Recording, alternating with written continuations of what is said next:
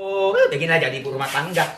Pagi-pagi harus ini cuci, banyak cucian tuh terima bajunya mertua aku, baju mertua laki-lakiku, bajunya baharu, ting anakku, tanah capek kakak jadi ibu rumah tangga begini. Tapi biar nih, di antara pekerjaan-pekerjaan rumah yang so disuruhkan kak, ini nih paling kusuka mencuci baju. Karena kenapa suka dapat harta karun tersembunyi?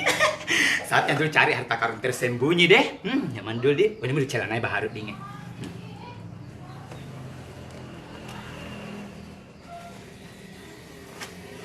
Dapat kan 200.000 harta karun tersembunyi. Ketawa jahat kak dulu.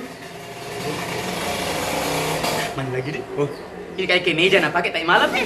Baru ada uang pas tahunnya di sini. 100.000, 300.000 lumayan.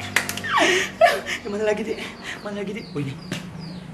Bajunya mertua aku ini. Memang kalau ada harta karun tersembunyinya. Tapi cari. Berkumpul semua si tetangga 1000 bibir loh. Nah kira kapan tidak kedengaran suaranya sampai di sini kok nagosipi kak? Tetangga tukang gosip. Tapi kalian nak ceritai. Sirik semua karena makin mulus kulitku makin putih. Bisanya saja urusi campuri urusannya istrinya baharu ding. Betul-betul ini tetangga 1000 bibir. Tunggu.